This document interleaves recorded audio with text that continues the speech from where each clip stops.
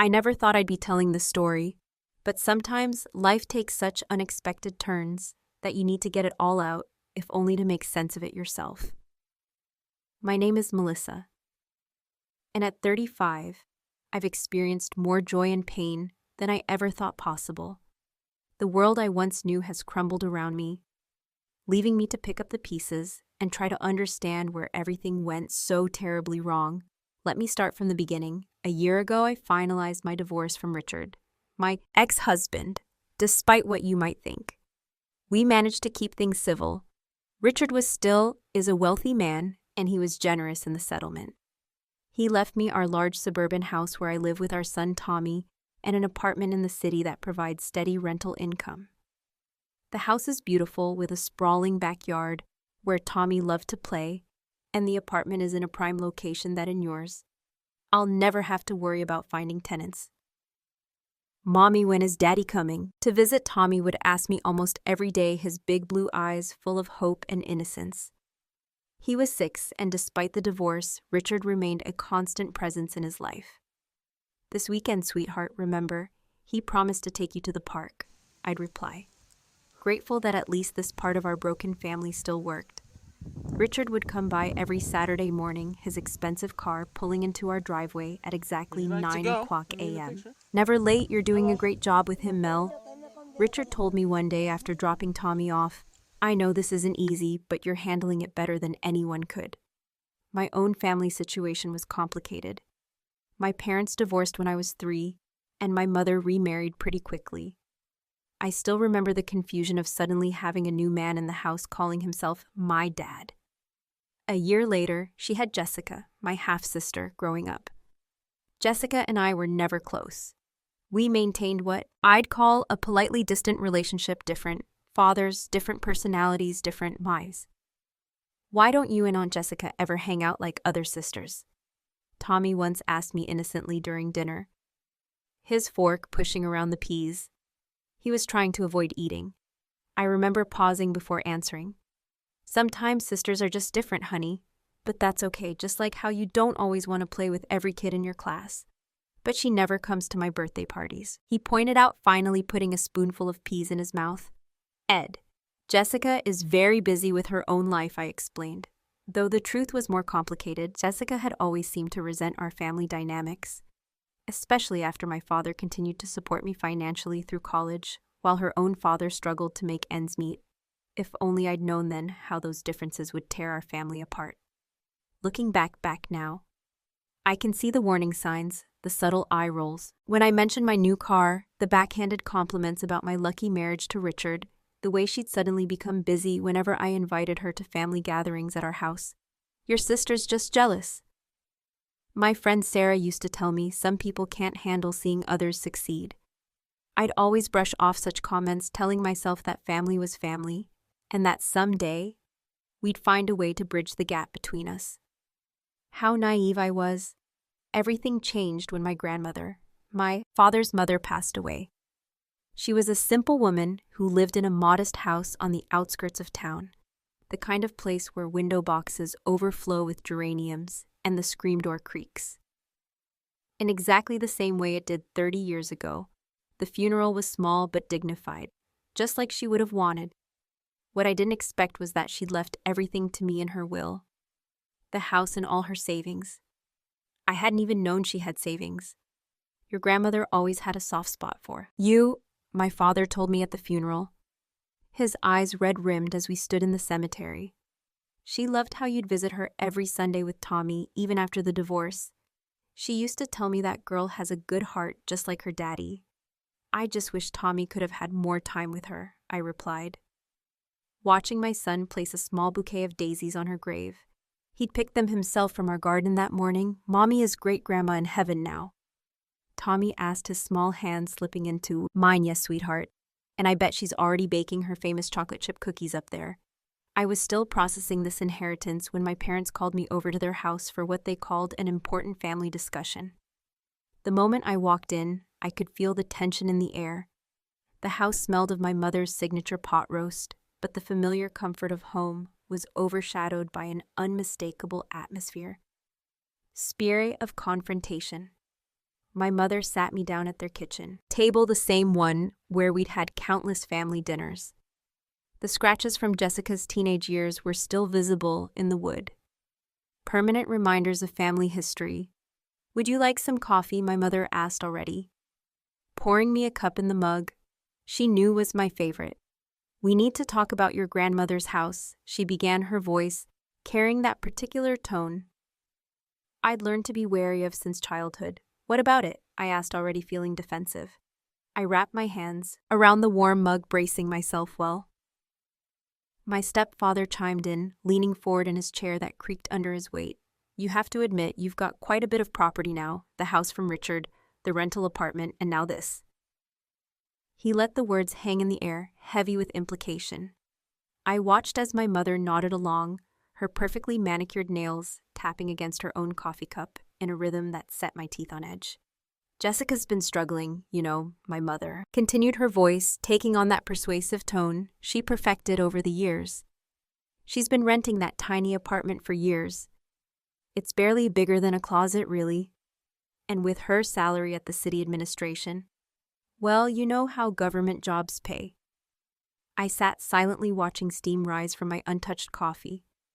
We thought, well, wouldn't it be fair if you gave her grandmother's house? My mother reached across the table to pat my hand.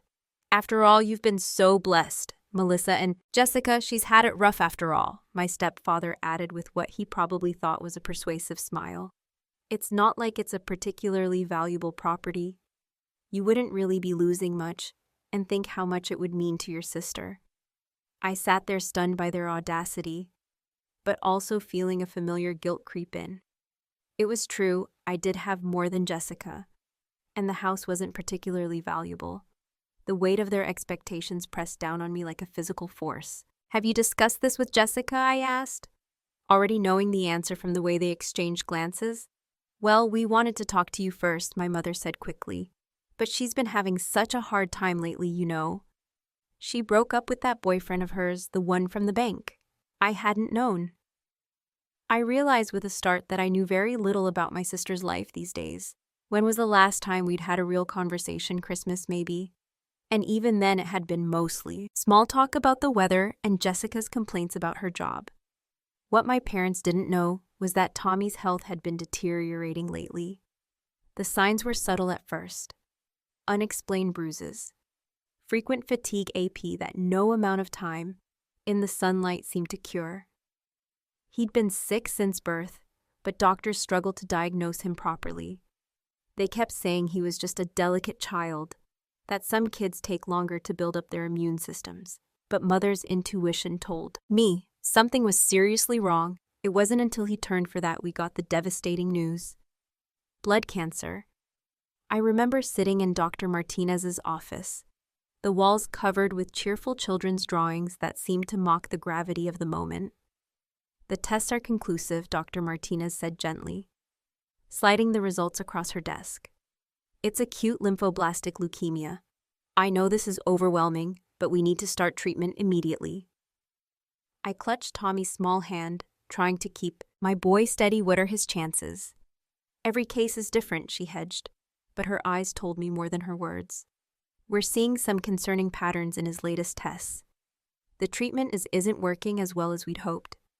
The next months became a blur of hospital visits, chemotherapy sessions, and nights spent sleeping in uncomfortable chairs beside Tommy's bed.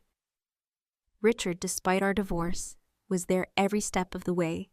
Whatever he needs, whatever it costs, he'd say, his usual businesslike demeanor cracking whenever Tommy's illness was discussed. "I'll make sure he gets the best treatment available." I was stretched thin between hospital visits, work, and now this family pressure about the house. Maybe that's why I gave in so easily. When my parents suggested giving the house to Jessica, the decision seemed so insignificant compared to watching my son fight for his life. I handed over the keys to her one afternoon. "Between Tommy's treatments, I'll transfer the paperwork once things settle down with Tommy's treatment." I told her, my mind already on the next doctor's appointment. "Oh my God, thank you," Jessica had squealed, hugging me for the first time in years. Her perfume was overwhelming, making me slightly nauseous. "I'm going to throw the best housewarming party ever in a month. You'll come right, and Tommy too if he's feeling up to it. I barely registered her excitement. My mind was on Tommy's latest test results, on the way his small face had grown increasingly pale, on how he'd stopped asking to go to the park or play with his favorite toys. "Mommy," he'd asked me one night in the hospital, his voice barely a whisper. "Am I going to get better?" "Of course you are, sweetheart," I lied, stroking his thin hair. "You're the bravest boy I know." For a brief moment there was hope. Tommy seemed to be responding to the new treatment protocol. His color improved, he started eating more, even asked to play with his toys again. The doctors were cautiously optimistic. "Tommy, can we go to the park this weekend?" he asked one morning, and my heart soared. It was the first time in months he'd shown interest in going outside. "As soon as you're strong enough, baby, I promised. We'll go to the park and feed the ducks, just like we used to." "Can we invite Daddy too?" "Of course we can." But a week later, everything crashed. The call from the hospital came at 3 a.m. Jolting me from a fitful sleep. Tommy had been admitted the day before with a high fever, but the doctors had assured me it was just a minor setback. "Mrs. Peterson, you need to come to the hospital immediately. Tommy's condition has deteriorated significantly."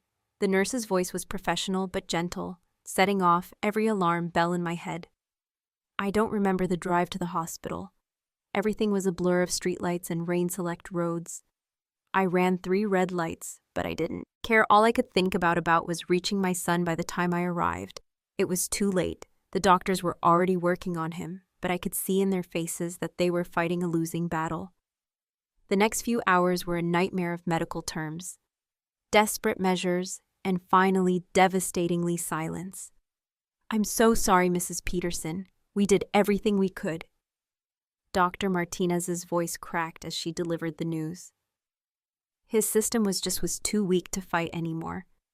I sat by his bed for hours afterward, holding his small, cold hand, unable to process that my beautiful, brave little boy was gone. The sun was rising when Richard arrived, his face "Ashen, Mel," he whispered, pulling me into his arms. "Oh God, Mel," through my fog of grief, I managed to text Jessica.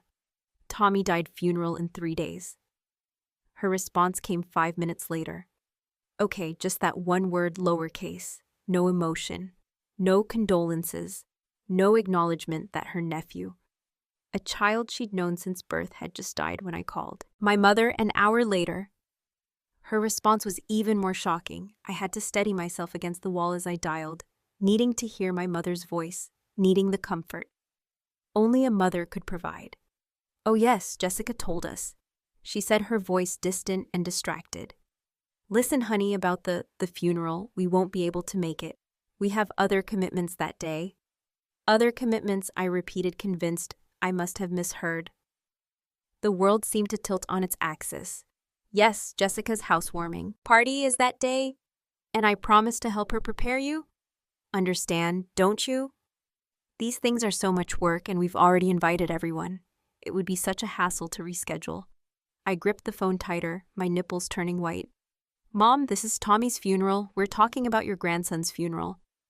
"I know, dear, and it's very sad, but life goes on, doesn't it? Jessica's been planning this party for weeks. We can't disappoint all her guests." I didn't understand. Couldn't understand. The world had stopped making sense the moment Tommy's heart stopped beating, but this was beyond comprehension. How could my own mother choose a housewarming party over her grandson's funeral? My hands shook as I dialed Jessica's number. "What the hell are you thinking?" I demanded as soon as she picked up the phone. Nearly slipped from my trembling fingers.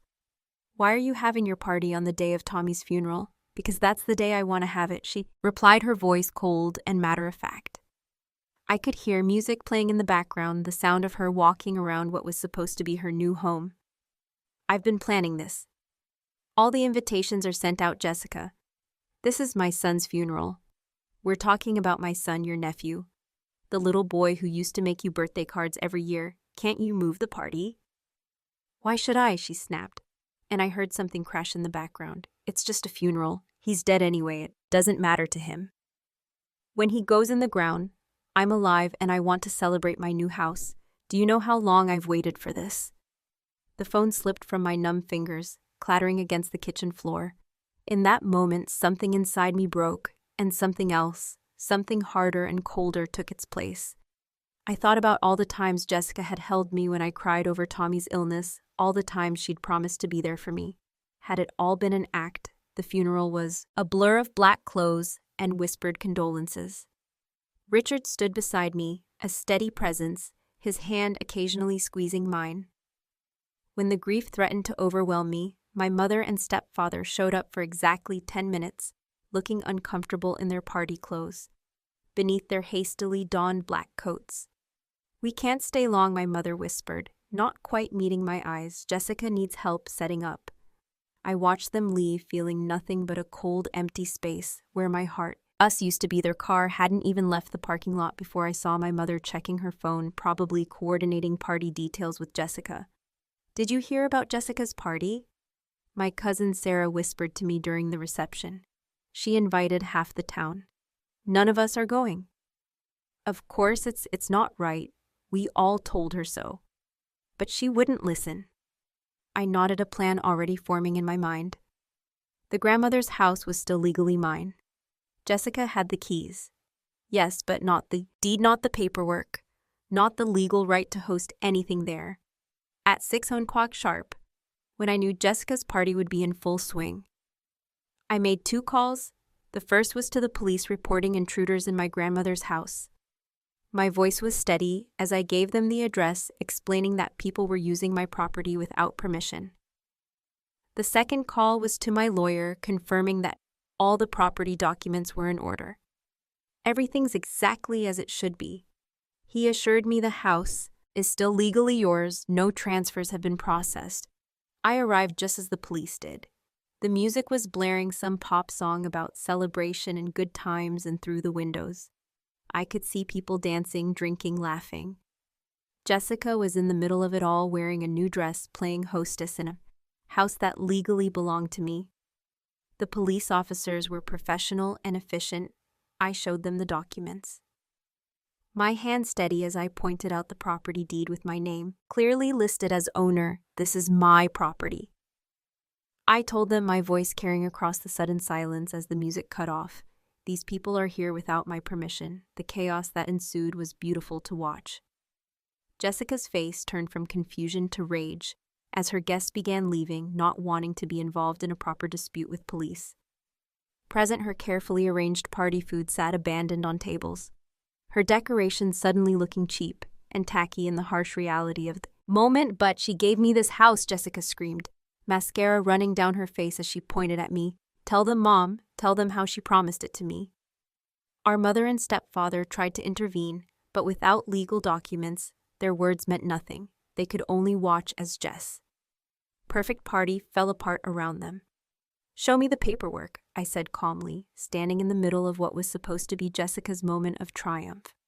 "Show me where I legally transferred this house to you." When everyone else had left, Jessica exploded. Her face was contorted with a rage I'd never seen before, all pretense of sisterly affection stripped away.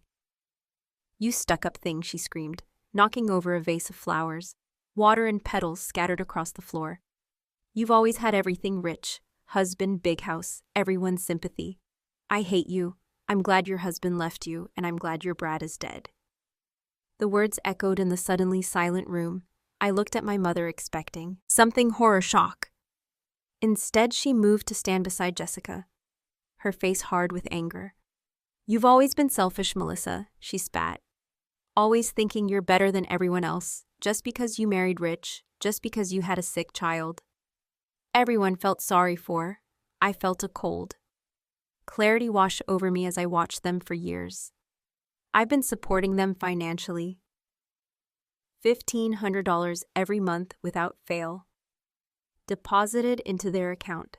Christmas gifts, birthday presents, surprise packages, just because the cruise I'd paid for last year, Mom new kitchen renovation, the car repairs for my stepfather's Mercedes, all while they consistently favored Jessica, made excuses for her behavior, enabled her worst impulses.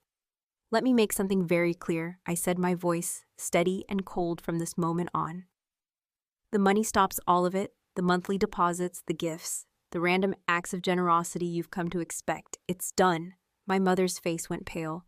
You wouldn't dare, wouldn't? Oh, you chose a housewarming party over your grandson's funeral. You're defending the person who just celebrated my child's death. Watch me. My stepfather stepped forward, his face red now. Melissa, let's not be hasty. We all say things we don't mean.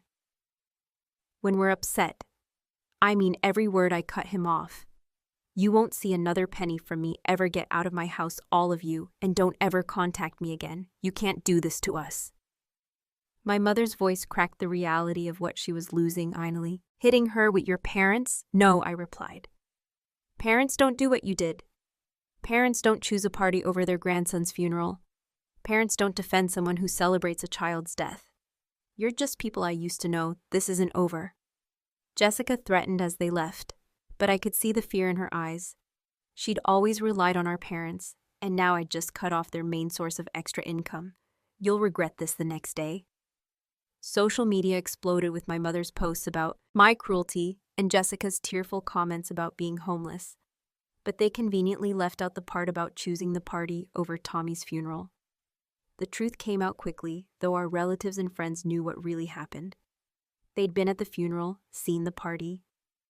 Invitations witnessed the cruel timing of it all. Who throws a party on the day of their nephew's funeral? My cousin Sarah commented publicly. And who helps prepare for that party instead of attending their grandson's funeral? Shame on all of you.